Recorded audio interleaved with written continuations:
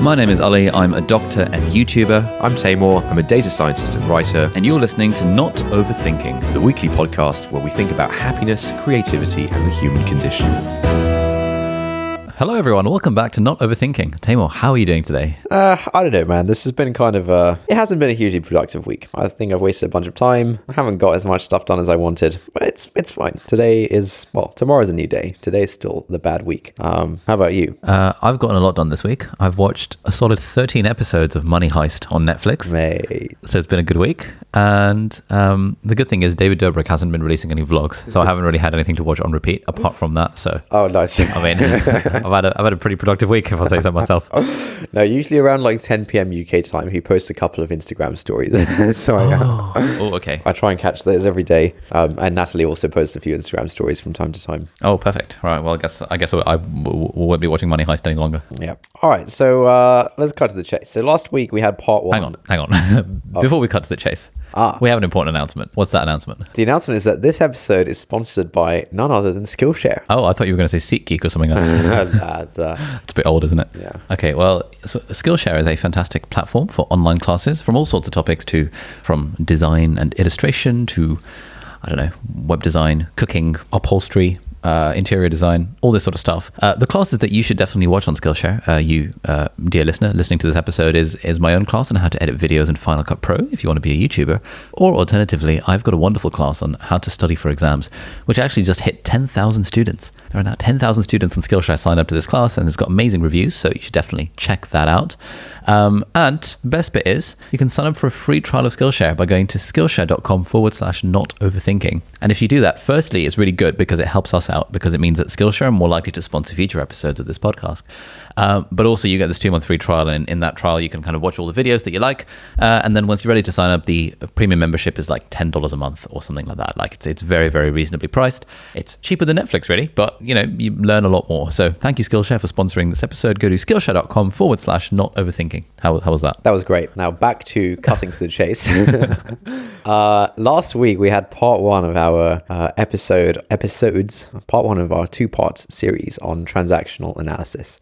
If you didn't listen to last week's episode, you should probably listen to that before you listen to this one, because this one probably won't make much sense. Okay, but can you give me a summary of last week? Because it was a long time ago, man. I can't really remember what we... It was a long time ago. So the main concept, transaction analysis is a sort of framework or a way of sort of analyzing human behavior and social interaction. And one of the key concepts is that inside each of us, we have 3 different people. We're one person, but inside us we have 3 different people. And these people, sort of control our lives in different ways. We have the parent, we have the adult, and we have the child. This is called the PAC framework. Okay. Do you remember what the parent was? So the parent is essentially that part of ourselves that has been spoken to when we were like really young children, and we were just sort of taking at face value the things that our parents or other authority figures told us without really having the critical faculties to actually assess these claims on their own merit. Yeah. So you can think of like the parent inside you, parent with a capital P, as basically all the baggage that you've inherited from your upbringing. So from your actual parents, from other authority figures, and from the culture that you've grown up in. It's all the sort of it's all that kind of baggage that you didn't really choose. One of the other people you have inside of you is the child, and the child is essentially your kind of feelings from the first few years of your life, and in response to a lot of the things that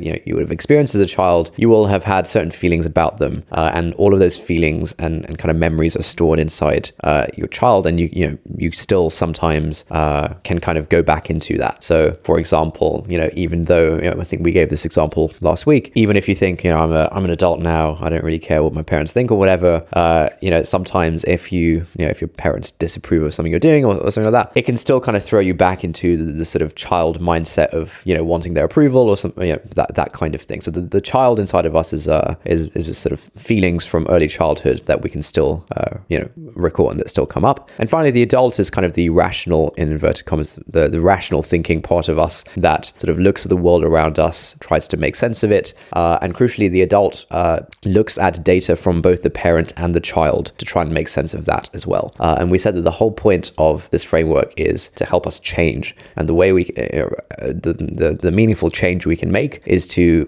become in control of our own thoughts and feelings and responses to things. And the way to do that is to essentially try and use our adult as often as possible rather than our parent or our child, and for our adult to analyze the data that's in the parent and the child and decide what to keep and what not to keep. I think there's some quote from some philosopher about the unexamined life is not worth living or something like that. Similarly, the unexamined parent is not worth sort of holding on to, exactly. And so each of us have these three different people inside as the parent. I think it was Aristotle who said the unexamined life is not worth living. Did he? Yeah. Or some other philosopher starting with an A. Is there someone else starting with an A? I don't know, mate. Aesop? Nah, he wasn't a philosopher, was he? No. I mean, some say he was, but I think it was Aristotle. Right. I just thought I'd put that in there, kind of throw back to episode 1. Nice. Yeah, listen to episode 1 if you haven't. So PAC, parent, adult, child, and it's any time two people are interacting or a group of people are interacting, it's not just me interacting with you. It is one of the people inside me interacting with one of the people inside you. And so transactions or interactions is called a transaction with this framework. It can be parent to parent. It can be parent to child. It can be adult to adult. You get the idea. It can be any of the three states inside me interacting with any of the three states inside you. And depending on which state I'm in and which state you're in, that kind of guides the interaction. And again, as often as possible, we want to be having adult to adult interactions with people. Indeed. So I think the next, once you've kind of taken that on board, you should sort of think of that as a potential lens through which you can view other things. And there's another part, there's another part of the framework that we touched on last week, which is the different life positions. Do you remember what this is, Ali? Life positions. I remember we talked about games that people play, but I don't remember talking about life positions. I think we touched on it briefly as a preview. But essentially, yes, I remember the life positions. There's 4. Kind of imagine a 2x2 matrix. Yeah. Whereas like one of them is I'm not okay, you're not okay. Okay. Another one is I'm okay, you're not okay. Yeah. A third is I'm not okay, you're okay. Yeah. And the fourth is I'm okay, you're okay. Yeah, that's right. So these life positions are kind of, I guess you can think of it as like a personal plus worldview of how you kind of view yourself in relation to other people. And Thomas Harris, who I think he came up with this stuff. He strongly believes that everyone, just by the kind of circumstances that every human is born into, everyone starts off life concluding that I'm not okay, you're okay. Okay, so everyone starts off life feeling kind of kind of like there's something wrong with them, and that there is other people have it all figured out in some way. Like I'm weird, other people are normal. Yeah, that kind of thing. And yeah, I mean, this certainly resonates with me. We've touched on it a lot in previous episodes about how, things to do with like self-esteem and stuff like that. And I think this makes sense. I think it's like a very logical conclusion that any infant can draw, because, you're kind of thrust into the world. You're completely helpless. You rely on these big 6 foot tall people around you for everything that you need. And, these other people, they kind of, they stroke you. Did we touch on strokes last time? A little bit. Perhaps not in the context you're talking about.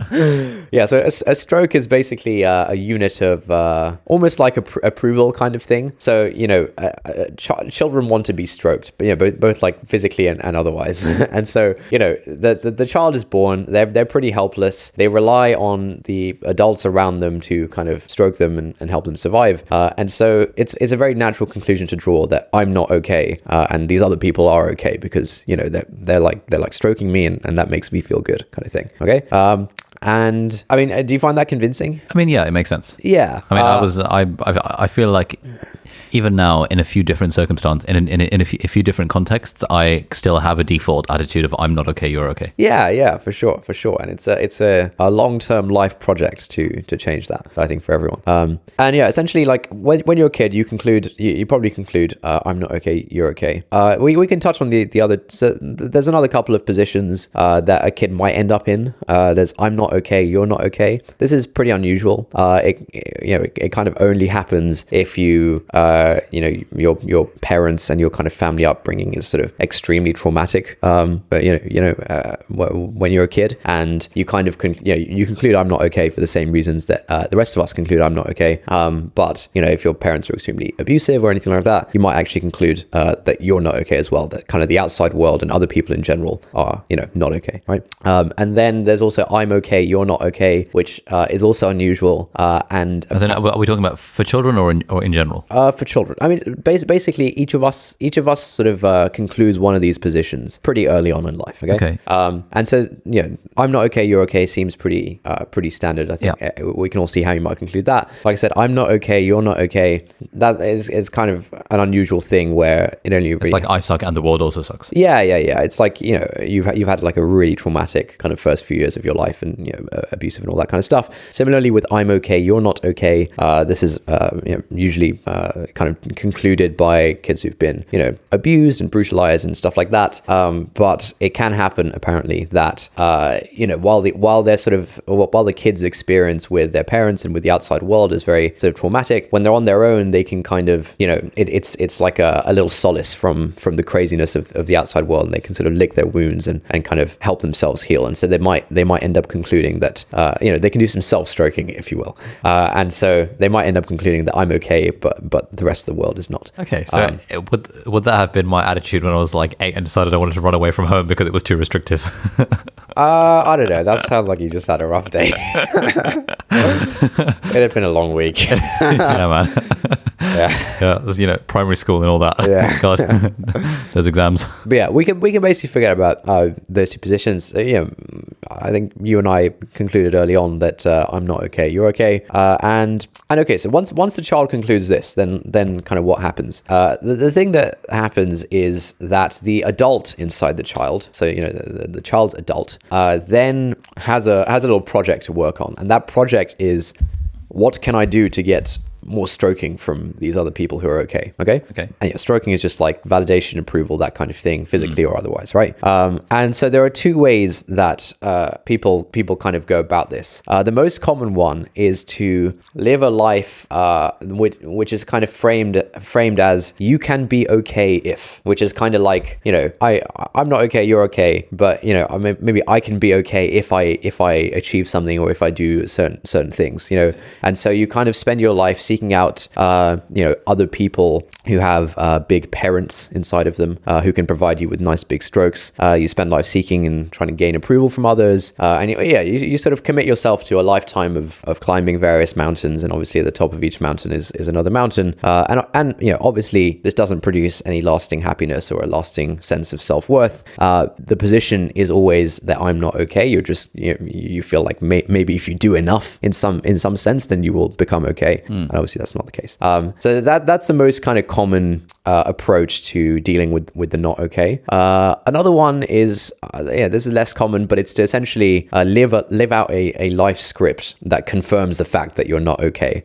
So I guess a very simple example of this might be like the kind of naughty kid in the class. They know that they're sort of being naughty. They know that the teacher is like the teacher's like scolding them, says, "Oh, you're bad," whatever, and it kind of like internalizes it that within them, and they're kind of like, yeah, I am, yeah, you know what, I am bad, I'm going to keep doing this kind of thing. And so that is sort of a general attitude that some people might end up in, which is that I'm not okay, and so I'm going to like live out a life script that confirms that. All right, but let's we can largely just deal with the common situation of living life through the lens of I can be okay if. Right? I can be okay if I get the right if I get the right accolades, if I kind of do the right things. That's yeah. Collect the right badges, get approval from the right people, that kind of thing. And so look, most of us are on this journey of having concluded that we're not okay, but I'm gonna stick to the first person. We've concluded that I'm not okay, you're okay, and we are in the midst of a life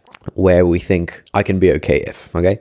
And the goal is really to get to kind of enlightenment, which is the position of I'm okay, you're okay, right? And this is a position where, hopefully you get the picture from the very simple language, but it's a position where you have there's a sense of self-worth and equality of all human beings, kind of. So kind of being comfortable in your own skin and also not trying to sort of apply an overly judgmental worldview to other people. Yeah, sure, exactly. And unlike the other positions, this is this position is a conscious decision which you have to make. The first three positions, the adult inside of you concludes one of those three positions when you're when you're really young. It's not like a conscious decision of like, the adult inside of you. Yeah. So the rational thinking part of you concludes one of these decisions when you're young. Yeah. Based on the stuff all the in the inputs that you're parent getting.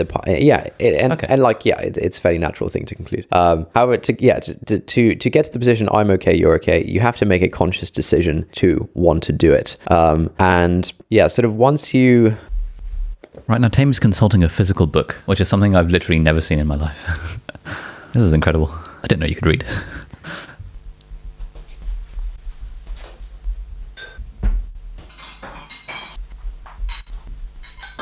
All right, so once you've decided that I'm okay, you're okay, and once you've decided that this is the way you want to view the world, it's not a simple matter of like, I've read this book, I've listened to this podcast, I'm okay, you're okay, kumbaya.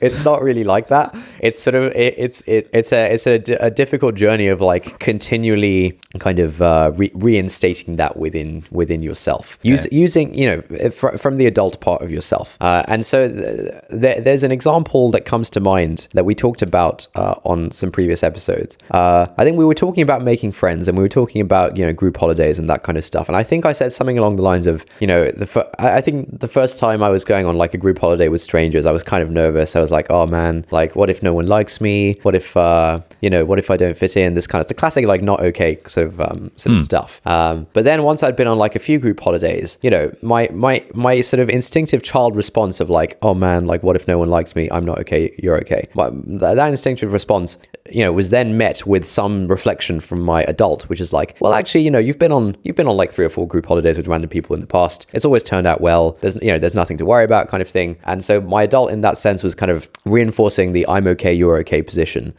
based on actual data it had gathered from group holidays and things. And so, like getting to this I'm okay, you're okay position is not about just like sitting down and saying this is how I'm going to view the world. It's about like every time your child comes out in a situation, and every time your child comes out with the sort of I'm not okay, you're okay feelings, you then have to consciously assess those feelings using with your adult, using data from the parent and the environment around you to understand why in fact the child feelings are invalid and why you're okay. This is similar to the basis for a lot of things like cognitive behavioral therapy, whereby you kind of start off where where the first step is to notice a thought pattern that is kind of leading you down a destructive path. And then the next step is to kind of critically assess it and bring to mind all sorts of evidence against it. And even then it's still really, really hard, but with enough practice, there's a phrase within cognitive neuroscience, which is axons that fire together, wire together. Yeah, I think you've said this before on the podcast. Have I? Oh, yeah. Really? Right. It seems like I'm not the only one who repeats ideas then.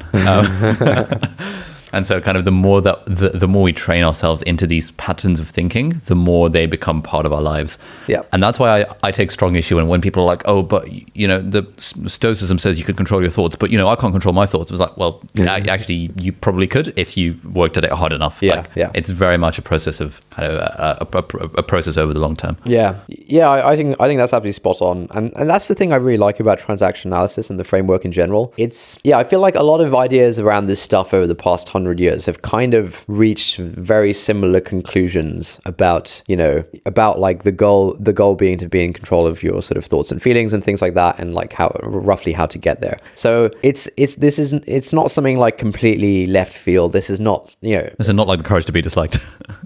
I think so I think this stuff actually has a lot of links to Adlerian psychology or whatever you want to call it. But basically, if you're thinking, oh man, this is like some weird psychology framework, like I don't know if it's up to date with like latest stuff or whatever, how do I know there isn't a better one? Like these are all similar ideas that lots of different schools of thought have arrived at in different ways, and these are different framings of similar ideas. And so you can rest assured this doesn't really contradict any other sort of valid valid in inverted commas ways of viewing things or ways that people view things, right? Yeah, that seems reasonable. I suppose, a minority of our listeners might currently be thinking, yeah, well, what about the case of, insert extreme example of psychological torment here? Right, yeah. I mean, it fits into the framework. You know, if you're a kid and you've kind of experienced that, you might end up in one of the other life positions. But probably, I think it's fair to say most of us are probably kind of listening to this right now in the I'm not okay, you're okay camp for a lot of things. I think even if you're in any of the other camps, like the same stuff applies. It's just, the journey will be different. The challenges will be different, but the same stuff applies. And the goal is to get to I'm okay, you're okay. Okay.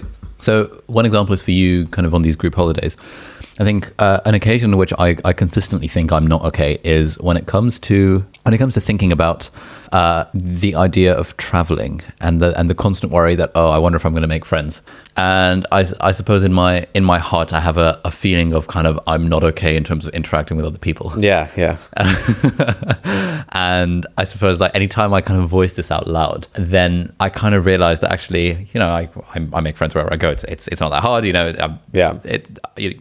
I'm a cool guy. Yeah, I'm kind of cool, especially if I kind of walk around with a vlogging camera. People are going to want to be my friend. So I think, or at the very least a deck of cards. I can always whip out a magic trick. Yeah, whip out your deck.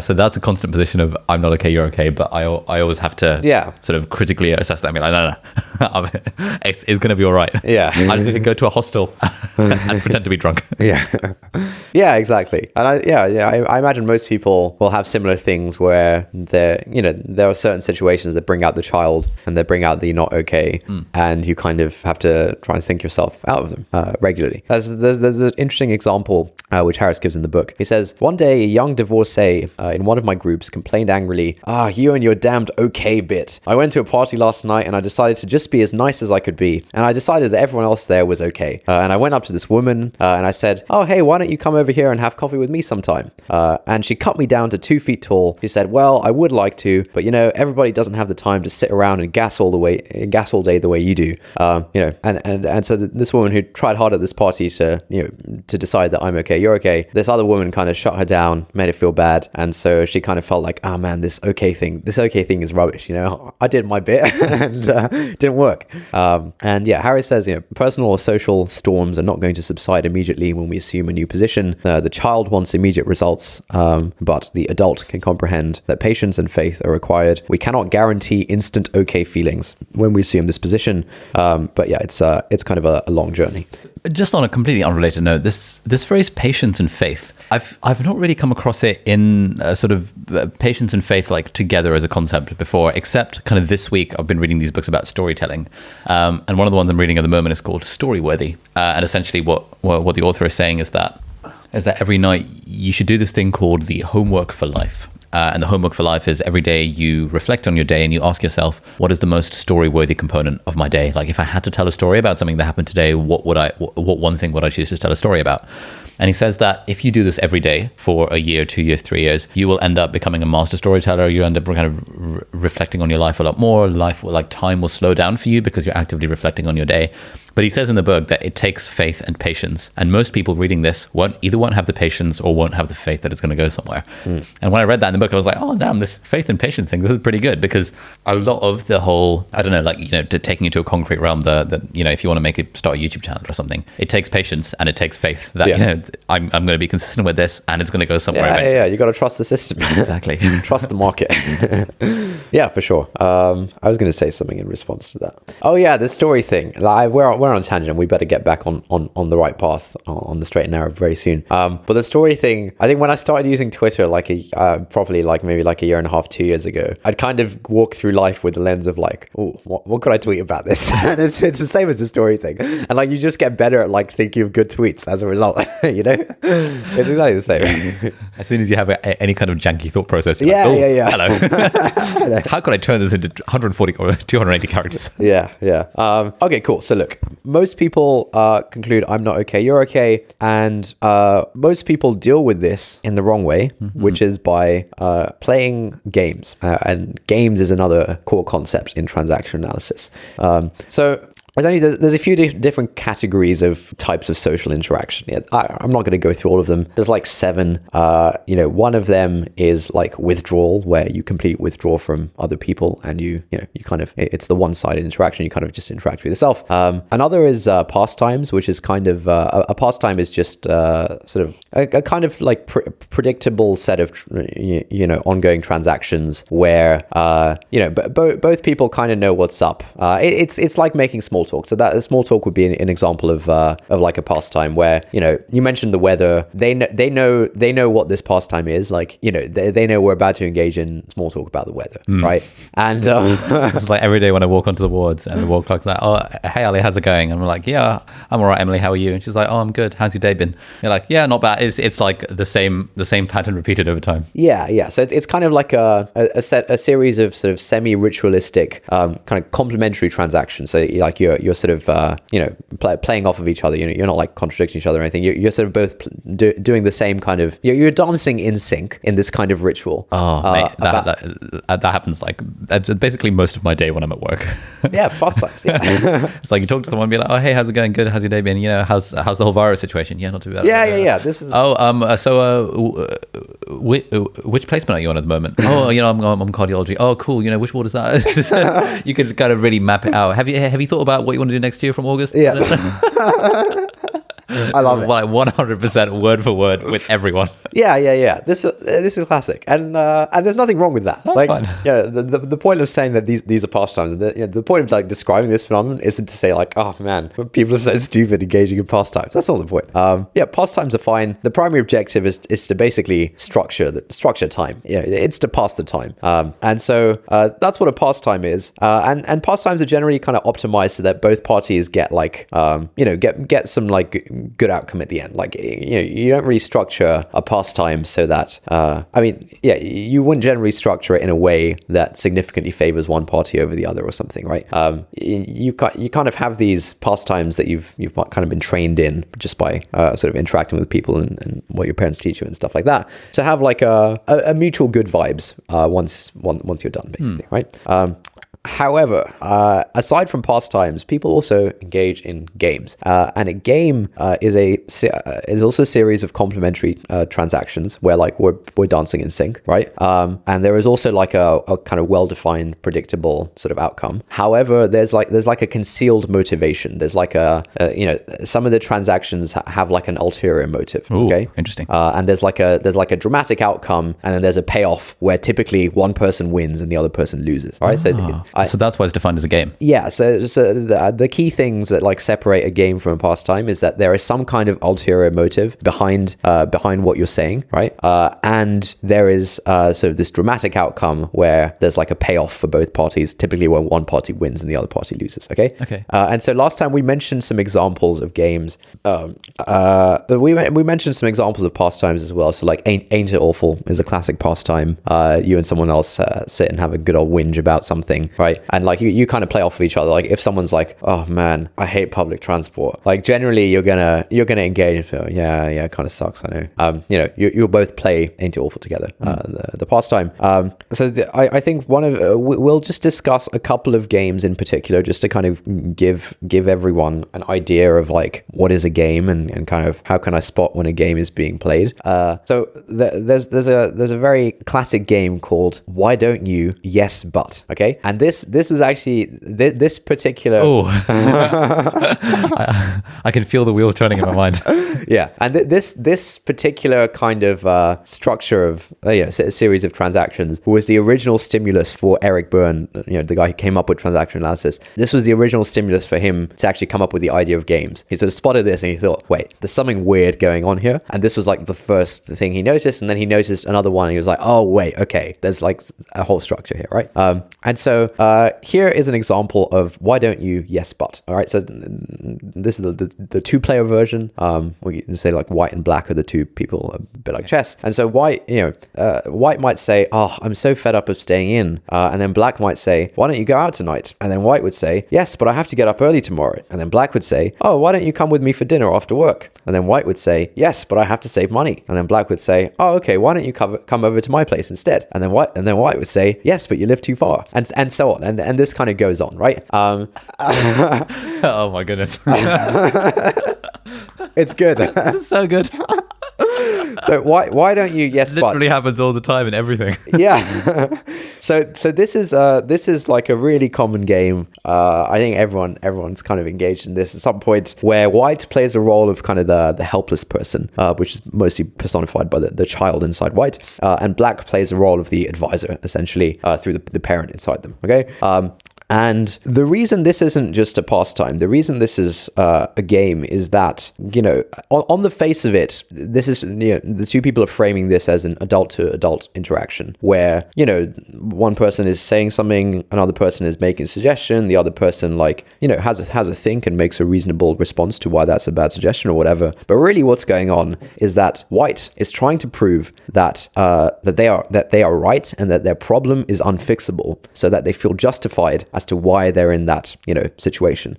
White is trying to essentially prove that, I'm helpless, basically like, I'm not okay and there's nothing I can do about it. And they want to show that they want to get satisfaction from confirming that position and kind of showing black to be kind of inadequate, in that black suggests all these things, but they're all wrong suggestions, and so white kind of wins this game eventually when black gives up and kind of says, oh yeah, you're right, that your life sucks and there's absolutely nothing you could do about it. And white's like, yes, I win the game. Yeah. Damn right.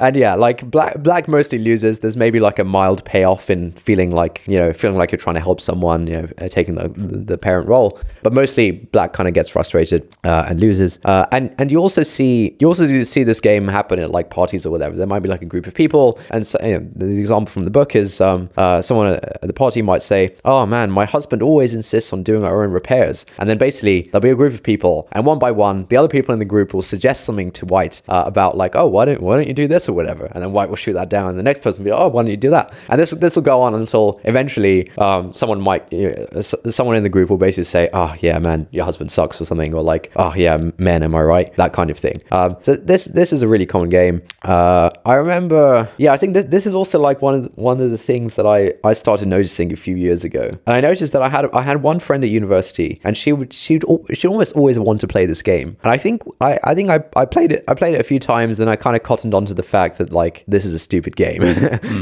And then sort of stopped kind of engaging with it from then. And I think this is one of the, I think from having spotted this a while back, I almost never engage with this now. Like I always assume that, okay, the other person is they're either trying to have like a good old whinge about something, and that's fine, it's nice to blow off steam once in a while, or they're looking for other people to confirm that they are helpless in this situation, and it doesn't really help anyone to play the game with them. So essentially, if you find yourself in this game, if someone tries to play this game with you, a better response is to kind of shut it down by saying, either by empathizing and saying, oh man, yeah, that really sucks, kind of thing, or by kind of turning it on them and saying, oh okay, so what are you going to do about it, kind of thing, rather than playing the whole suggestions and getting shut. So quite a few things come to mind with this. There's a close friend of mine who sort of finds himself playing this game with his girlfriend a fair bit, where the girlfriend will complain about something, and my friend will give a suggestion, and then the girlfriend will shoot it down, and yeah. This happened a few times, and now what my friend does is that as soon as the initial complaint comes in, he says, right, is this one of the situations where you want an answer, or is this one of the situations where you want to whinge? Yeah. And then she has the self-awareness to be like, fine, it's one of the situations where I want to whinge, and then both parties know what's going on. Then it's fine. Whereas before, from what I understand, it would sometimes be a source of frustration for my friend as to why black loses this game. It's well known. Yeah. I remember we also got a friend from school who would play this game extremely regularly. It'd be a case of, hey John, do you want to come to the cinema with us a lot? He was like, no, I can't. I'm like, okay, why not? Because I don't have a lift. All right, I'm driving, I'll take you. Oh no, that won't work because I have to be home at a certain time.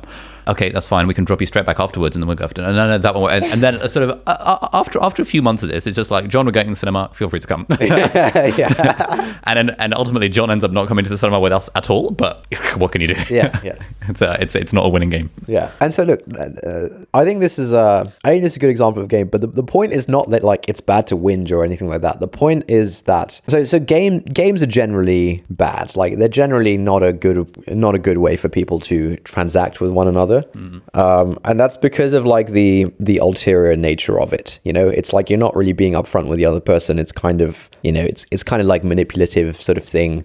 You know, if you want to have a whinge, you can have like a sort of adult to adult. You can have a non-game whinge. You know, you can have a pastime whinge. You can have a pastime whinge. You can play Ain't It Awful with one another. Yeah, just play Ain't It Awful. You're like, look, Tamer, I want to play Ain't It Awful right now. Yeah.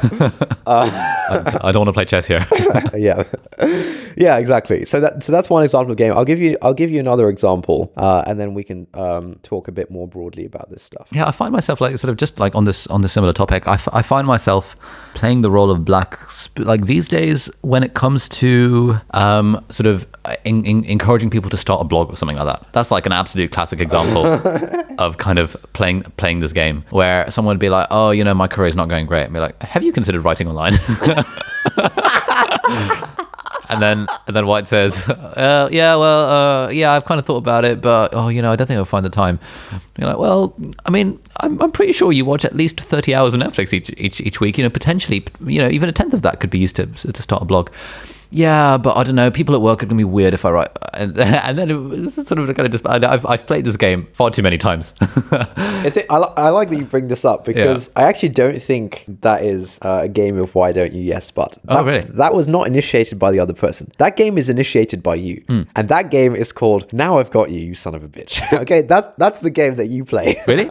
Yes. Okay. And I remember at the end of the last episode, we were talking about the whole thing about like I think both. You and I are on the same page about the social taboo against incest being unjust in modern secular society. It's inconsistent with other beliefs. I see where this is going. Yeah, and you were talking about how you love to kind of bring up that topic with other people because it kind of like gets them into a corner where they basically ultimately have to agree with you. Yes. And so what you do that is a classic example of Now I've Got You, you son of a bitch, where essentially you're not really this is not an adult to adult. This is not an adult to adult conversation of like trying to reach the truth about something or trying to learn about something. This is you having spent a large amount of time thinking about something, which typically the other person will have not spent much time thinking about. Okay, and so you know that there is no way out of this for them. Okay, you know that if you can push them into this corner and you can keep prodding them until they give up. Okay, until you win the game.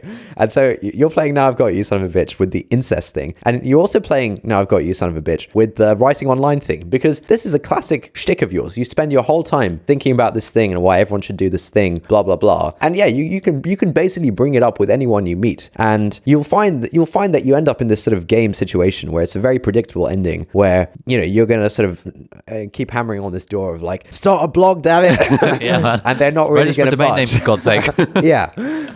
But yeah, this is not a case of why don't you yes but. If the other person was like, oh man, Ali, what should I do? I want to like do some, blah blah blah, and then you suggest a thing, and maybe that would be a case of why don't you yes but. This is actually a case of you playing Now I've Got You, son of a bitch. No. Where you know how this is going to go down. It's a set of like, there's a predictable outcome. You're the clear winner. And there is something ulterior in your behavior there. You'll agree there's something ulterior in your behavior for the incest thing. Maybe you'll claim that, oh no, it's all in good faith when I'm trying to convince him to start a blog. I have a feeling you get some kind of kick out of the fact that they generally don't have a sort of good argument as to why they shouldn't start a blog. I want to push back against this. So I actually think it's more a case of why don't you yes but? Because in my experience, so I tend not to bring this up spontaneously. I tend to bring it up in the context of someone having a good whinge about their job, which kind of depending on who you hang out with ends up being either more frequent or less frequent.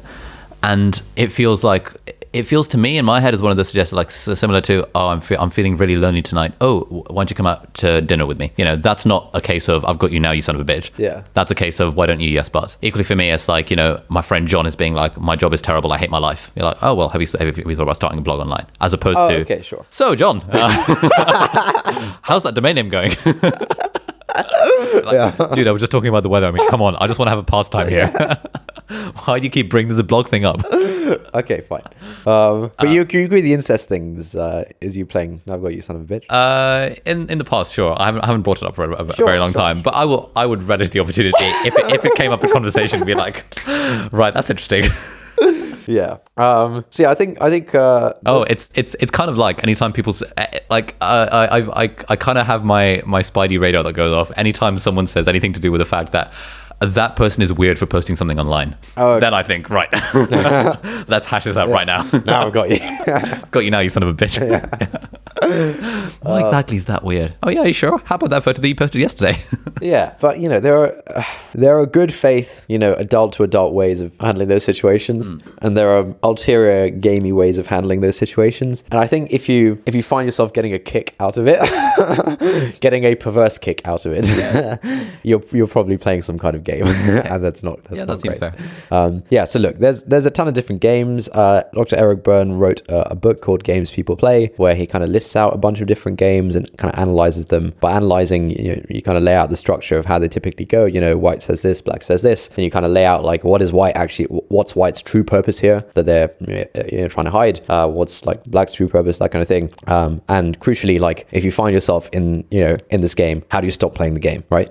And so generally the way to stop playing the game is to respond in kind of like a non-complimentary way. Like the game only goes on if you keep having complementary transactions where like you're both dancing in sync. You got to sort of break the dance. So if someone is like playing the role of the child and they're looking for someone to play the role of the parent to kind of placate them or comfort them or something like that, maybe there are times where that's fine. There are times where it's less fine, and if you respond through your adult, that typically kind of breaks the dance a little bit, and you can kind of move into doing something a bit more productive, not economically productive, obviously, but I was gonna say. Yeah, I need to get excited about that. Cool. Productivity. Yeah. What does TA say about Skillshare.com / not overthinking. Yeah. Look, I'll list out some names of games. So there's Now I've Got You, Son of a Bitch. There's If It Weren't For You. There's Why Don't You? Yes. Wait. So what's If It Weren't For You? Sorry. What's If It Weren't For You? Yeah. This is another sort of common-ish one. Look, I haven't got like concrete notes on this, so this is just me like trying to explain this straight out of the noodle. If it, I've not heard that one before. Yeah, so If It Weren't For You is when, okay, so like let's say like I'm white and you're black, okay, and let's say that secretly I don't know, let's just say like we're married or something, right? And secretly incest. I've got you now, you son of a bitch. Let's say like we're married. You can't use that argument of like, what about the kids? Right. That's unlucky. Let's say we're a married couple, and I don't know, you like me to be home at you don't like me hanging out with the boys. The boy. Is that a good example? No. Okay. A more obvious example is like, to kind of frame it in terms of very traditional sort of gender roles. And this is the example that I think Eric gives, similar to the example that Eric Byrne gives in Games People Play. Let's say the wife wants to, the wife kind of wants to sort of put herself out there a little bit and kind of learn how to dance or something, go to like dance classes and do a bit of like dancing, performance dancing kind of stuff. The husband is but crucially the wife is also kind of scared of it. It's kind of outside her comfort zone. It's kind of a hard thing for her to do, so she kind of wants to do it. She's mostly scared of doing it. The husband is quite domineering or whatever, and he's like, oh no, you have to be home, and you have to be at home and cook the dinner for me and the kids or something. something. And in that case, the wife might find herself playing If It Weren't For You, where deep down she knows she's scared of putting herself out there and going and learning how to dance and performing. However, the husband, like being domineering or whatever, provides her with the perfect excuse of like, if it weren't for you, then I'd be able to do X, Y, and Z. When secretly she's glad she has that excuse of the husband sort of the wife and the husband in this case might end up in this game where they're sort of having a bit of a shouting match against each other, a bit of a like disagreement about stuff in general, and the wife might be like, oh well, if it weren't for you, I'd be able to do this and that and whatever, right? So that's kind of what If It Weren't For You is. There's another game called I'm Only Trying to Help You. There is Look How Hard I've Tried. There's Look What They Made Me Do. There's Look What They Made Me Do. Sorry? What's Look What They Made Me Do? It sounds like a Taylor Swift song. Yeah, look, you can read the book. I don't think we should sit here and go. Well, you're going to list all of them. I'm listing a bunch just to kind of, because like the names are quite descriptive. Okay, look what you made me do. There's Why Does This Always Happen to Me? There's Kick Me, and look, there's lots of. You can't just say that and then not expect me to follow up with a question like, what the hell do you mean? Wait, how are we doing for time? Dude, we're doing fine. This is fine. We're on 52 minutes. I think we should have a part 3 where we just look at list these games people play. I think that'll be fun. It'll be good content for next week. Yeah, that is a fun thing. However, let's move away from like specific games. In general, like, do you agree? Sounds like I've got you now. No. All right, so now you're doing something called game calling. Which is a common thing that new acolytes to transaction analysis fall into, which is that like, I have now learned all the games and I could like call other people out and play these games. It's a bad thing to do. It's generally not a good thing to do. You should analyze a game sort of yourself after the fact, or even like during the fact to try and stop playing the game. Generally like keep it to yourself, or like sit there and have like a game analysis session with other people who are well versed in transaction analysis and PAC and all that stuff. That's a fine point to say, so we were playing this game earlier or whatever. But like, in the midst of a social interaction, like calling someone out of like, you're playing Ain't It Awful? I can tell you what you're gonna do now. Like, you're playing Why Don't You Yes Spot? This is how this is gonna go. It's a dick move basically. Don't do that. I do apologize. Yeah, that's called game calling. You don't want to do that. Yeah, look, people mostly play games to deal with a not okay. All right, that's mostly why people play a game. You on board with that? You deal with the not okay by playing these games, and a lot of the games are kind of perverse in that they sort of confirm that you're right about the not okay. They kind of like confirm the not okay, and you kind of get off on that, or they kind of elicit strokes from other people which make you feel less not okay. Okay, yeah. All right. So yeah, generally that's like why people play games. It's sort of a way of dealing with the not okay, and generally games are a bad idea. It's nothing good really comes out of them. And yeah, Harris believes that all games have their origin in the childhood game called Mine is Better Than Yours. And you see little kids play this all the time. And little kids play this to sort of, as some like momentary relief from the not okay. Like wanting to have like the bigger portion of ice cream, or, wanting to be first in line, or like, laughing when your sister makes a mistake, or, kicking the cat. Wow. Oh, sorry, that's just me. That's one for next time. Yeah, having more toys, all of this stuff is sort of Mine is Better Than Yours, which little kids do to kind of ease the not okay. So that time when you took my Pokemon Blue and you hit the new game button and you overwrote my save where I had 146 Pokemon, that was you basically saying I'm not okay. Yeah, that was an expression of the not okay. Okay, that's fine. I forgive you now. Yeah, thank you. I understand.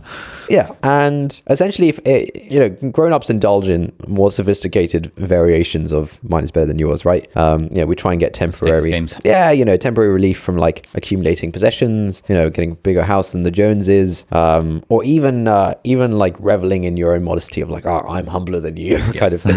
I've only got a TV that's 15 years old. Yeah. Unlike you, who have the latest model, therefore I win.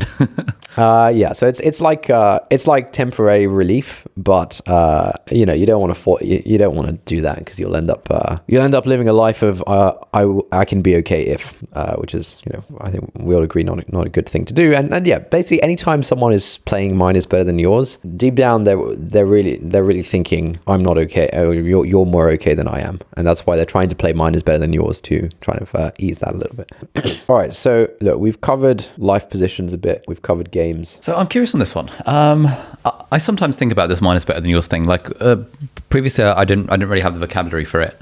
But often, for example, if I am looking to buy like a new fancy piece of tech or something, like, you know, a shiny new camera or something, there's a voice in the back of my mind that's thinking, well, sort of my internal justification for this is it'll improve my video quality and therefore make my videos better. But I wonder, like, is there actually a bigger part of me that just wants this just to flex that I've got the money to afford this camera, like for example.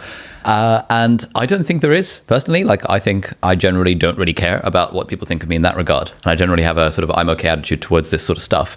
But there is a kind of this thing in my mind that to what extent is this actually a subconscious kind of desire to flex? Right. I suppose the waters do get muddied a bit if you happen to be in the somewhat odd position where the flexing of where the flexing in various domains actually drives your economic engine. Kind of like that. We were having a chat on the podcast a few months ago, maybe last year at some point, about kind of social media status games. Yeah. And if you're the sort of person who has turned it into a career of the social media flex, yeah, then at that point, I think you have a cringe pass when it comes to flexing on the social media.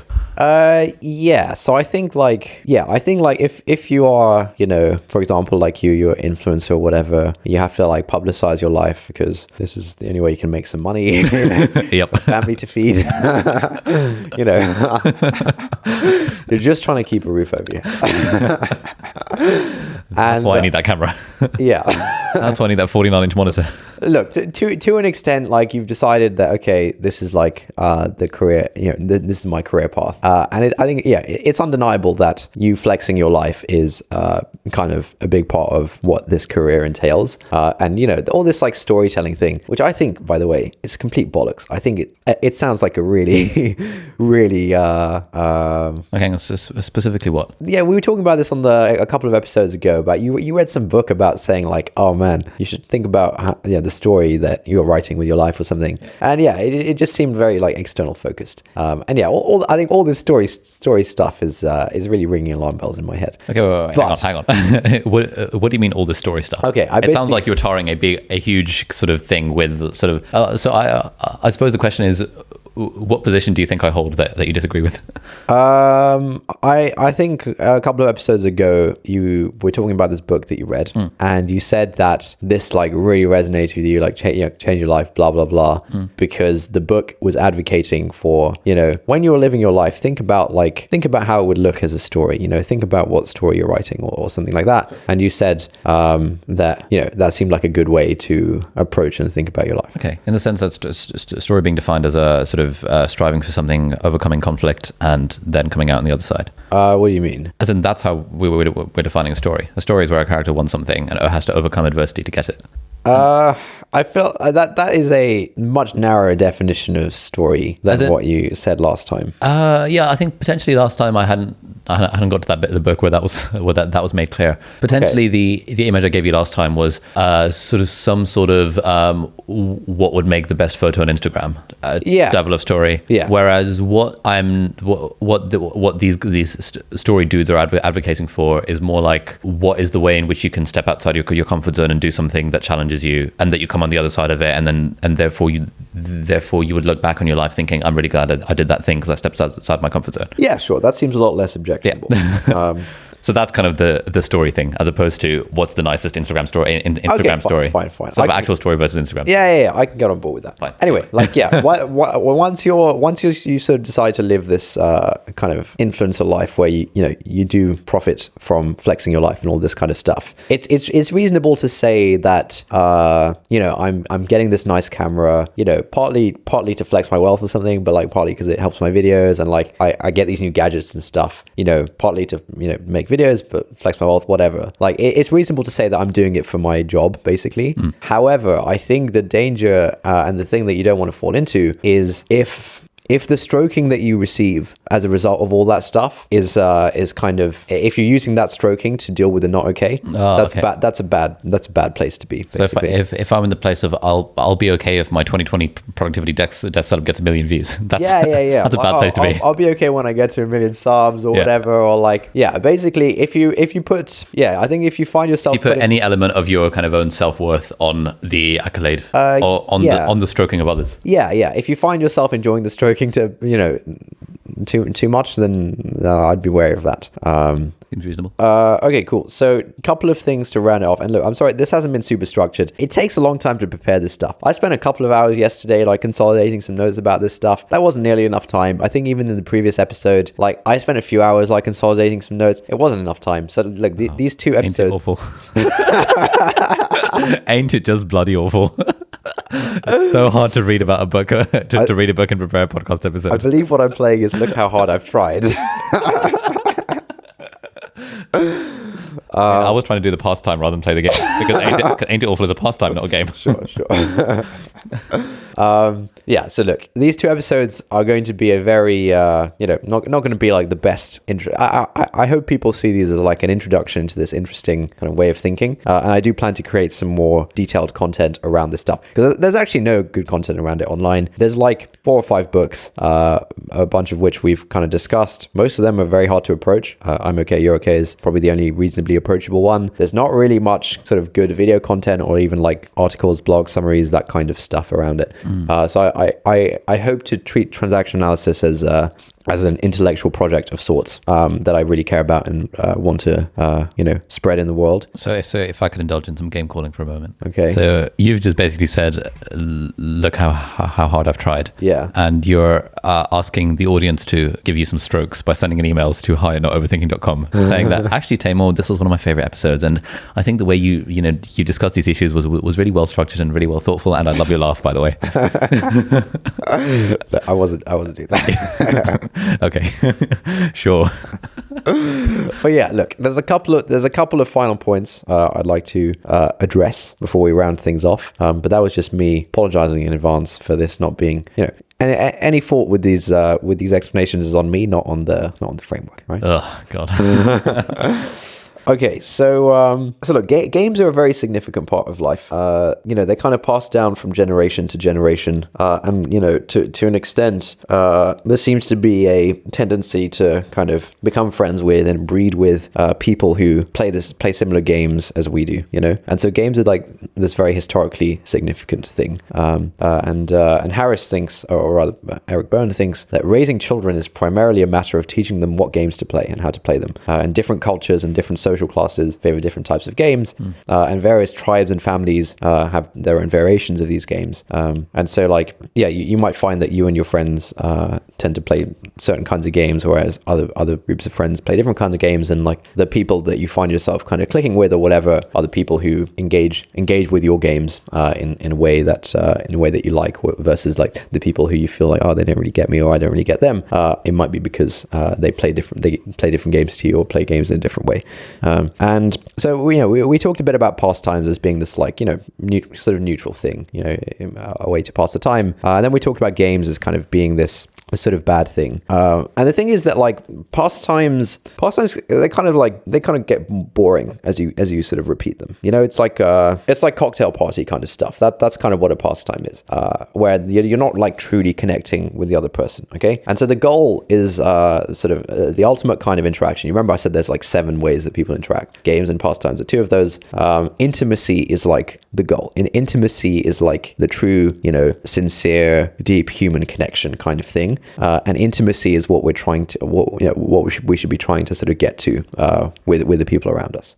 Intimacy is hard because, like, I don't know, it's kind of scary to, it's the usual stuff around like being vulnerable, kind of keeping it real, being authentic, all of that kind of stuff. And that's why intimacy is hard. And like, society often frowns upon, people being candid or something, or, going off script and not engaging in these structured ways. And so, to get past like the boredom of playing a pastime and And to get past the difficulty of actually having intimacy with someone, most people end up playing games to fill the major part of their sort of social interactions. So games are like these very socially significant things. But yeah, intimacy is the true goal. And there's no like good definition of intimacy that I can give here. I'll read a little passage from the book. The somber picture presented in parts 1 and 2 of this book, in which human life is mainly a process of filling in time until the arrival of death. Nice. So that's a somber picture that the book might present, that, you know, everyone's a mug who just like plays these games with each other until they all die. But, you know, for certain fortunate people, there is something which transcends all classifications of behavior, and that is awareness. There's something which rises above the programming of the past, and that is spontaneity. And there's something that's more rewarding than games, and that's intimacy. But all three of these may be frightening and even perilous to the unprepared. Perhaps they are better off as they are seeking their solutions in popular techniques of social action, such as togetherness. Basically, he's saying that like intimacy is hard to get to, and you know, it's so genuinely hard to get to that some people are better off, you know, not getting there and instead just sort of talking about the weather. Yeah, talking about the weather and stroking one another and that kind of stuff. That's not to say that intimacy doesn't come with stroking one another. But yeah, it's like a hard thing to get to, and like, you know, when you're not playing games, it's not just like a pastime, which is like a ritual kind of interaction. When you're kind of keeping it real, that's kind of what intimacy is. And mate, I made some notes on this which have just completely disappeared. Oh, wait. Okay, yeah. So aside from intimacy, there were two other things that were mentioned in this passage. You remember that the goal was to kind of achieve autonomy, to be in like complete control over our sort of thoughts and feelings, and that comes from three things: awareness, spontaneity, and intimacy. And I think awareness is a particularly interesting concept. So he says that awareness is the capacity to see things in one's own way, not the way one was taught. It's kind of like living, you know, it's all this stuff about like living in the here and now, being in the present, and, you know, not having your head stuck in like the past or the future. And so there's a good example that Byrne gives in the book about awareness. And he says, you know, there's like a classic situation which most people find themselves in he says like modern America or whatever, which is that you're driving to work in the morning and you're running a bit late. Okay. And, you know, he presents three different people and their three different responses to this situation. The person one is who Byrne labels the jerk. The person one is chiefly preoccupied with being on time to his job. He's oblivious to his surroundings. You know, he's in the car. He's like, you know, he's driving to this place, but really his mind is at the door of his office, and he's kind of worried about how it would look to his boss. And so like he's kind of being governed by his compliant sort of child. And once he gets to the office, he will play a game of look how hard I've tried to sort of justify why he was late or whatever, right? And Byrne says that this person is not really alive. Wow. Yeah. Me every day at work.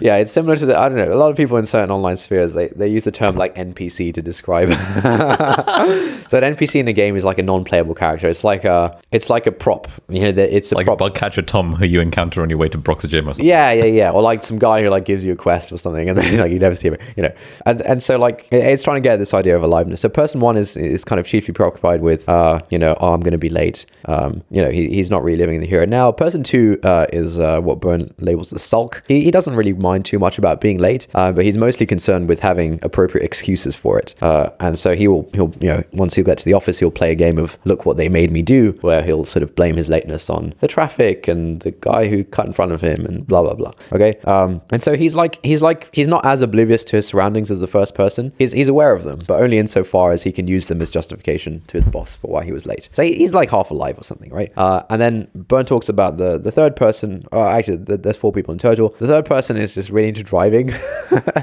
He's like he's kind of performing the pastime of driving his car, and he's like taking pleasure in like driving his car to work. You know, he's safely alive, good for him. And person four is kind of the pinnacle, where he has full awareness. So he's not in a hurry. He kind of knows where he is. He knows when it is. He knows he's aware of how he's feeling. He's kind of, living in the present, and not worried about, his mind and his body are in the same place, which is in his car driving to work. It's not like his mind is sort of back at home or at work or anything like that. Okay. This awareness thing, I think we've touched on it at other points about like, when you're washing the dishes, you should be able to just like be there washing dishes. When you're brushing the teeth, you should be able to appreciate that. It's that kind of idea. Spontaneity is the other sort of key component to achieving autonomy. And this is like, this is the goal of the framework, to kind of let you choose and express your own feelings, not the feelings that were taught to you or the feelings that you've seen in other people. And it's kind of liberation from the compulsion to play games, and only and like the liberation from only having the feelings that you were taught to have by other people. And then there's like intimacy is sort of the final component of autonomy, where you can have these pure, sincere interactions with other people. And so those are kind of like the broad strokes of a few different concepts. Not intended. Nice strokes. Yeah. Thank you. Yeah, so those broad strokes of a few different concepts. I think they're good to reflect on. I think PAC, parent, adult, child, is a very interesting way to view the world, and so certainly resonates with me. I think awareness of games is definitely good when you're not game calling. Yeah, that's it. That's kind of the main stuff in transaction analysis. So is there stuff about kind of, because it sounds like they're advocating for, it sounds like they're advocating for intimacy, which is a sort of interaction, a sort of a series of strokes where you're actually being real. Yeah, sure. But it's not advocating for like, you have to have intimacy with every single person all the time. Right. Okay. It's advocating for, intimacy kind of being, basically it's saying that like, lots of people don't get to intimacy ever in their lives with anyone. You might be married to someone or something, you might have a close group of friends, or whatever, and you can very well another interesting concept is this idea of like us having structure hunger, which is it's kind of like, we want a way to structure the time. It makes us uncomfortable if we're not engaging in some structured activity.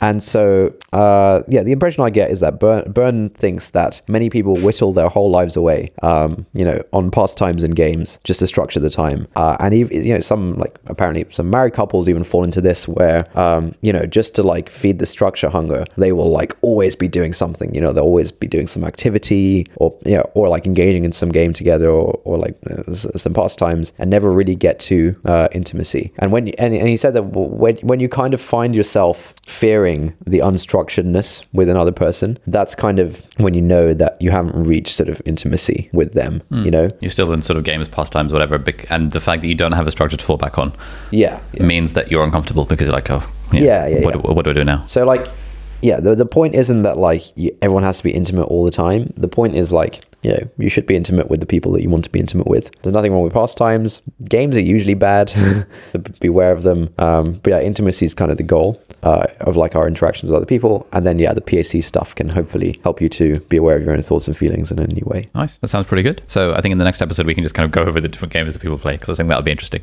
Yeah, it could be interesting. And there's some weird stuff in there. And I think I think like a lot of Byrne's ideas, and you can see that in the examples that he gives in the book, are extremely old-fashioned. Old-fashioned is a very, very charitable way of viewing them. A lot of them are definitely quite problematic. He seems... Perfect. Sorry? Perfect. Yeah, he seems like a massive prude. I think he mentioned like, I don't know, there's a whole category, there's different categories of games. There's like, there's party games, there's life games, there's marriage games. Those are sexual games. And he seems to, I don't know, I feel like a bunch of psychologists do. I think Freud does this a lot as well, where like, I don't know, they'll sort of bring everything back to sex for no reason. So like, there's a game that Byrne thinks sort of teenage daughters play with their fathers. Oh, okay. Where they'll kind of get into a shouting match, and which will end up in like someone slamming a door. Basically, that's kind of the conclusion of the game. And like everyone kind of has these disagreements with their parents or something. And Byrne thinks that like a daughter and a father getting into playing this particular game, I can't remember what it's called, and getting into a shouting match, which results in one of them slamming the door, is as a result of some like unresolved sexual tension or something. Like he thinks this is like a almost universally applicable thing, which I don't know. Interesting. So we'll have to get a girl on the podcast. He's got a father. I've got a few friends who've definitely slammed a few doors in that time. So Yeah, so look, there's definitely a bunch of stuff in that Byrne says and seems to think, which I'm not really on board with. Fine. But yeah, we can discuss ideas without having to sort of. Yeah. I mean, Yeah. But no, my point was that like there's a lot of good stuff in there, but it needs to be presented in the right way for a modern audience. Okay. And in the right medium for a modern audience. And yeah, I'd like to play a part in that over the next few months. Fantastic. I think that's a good place to end this. Do we have any reviews we can read this week? Why don't you read a review, mate? Oh, I thought you were going to get one up. I thought you were getting one up. Okay, hang on. What is it? Is it chartable? Yeah. Oh, here we go. We've got a review from D. Shah D, who says, the average of 5. He says, I'm a believer in the adage that you are the average of the 5 people you spend the most time with. Listening to this podcast and hearing their brilliant insight fills 2 of those spots for me. Oh, it's nice. That's very nice. Thank you, D. Shah D, from Great Britain. That is a nice review.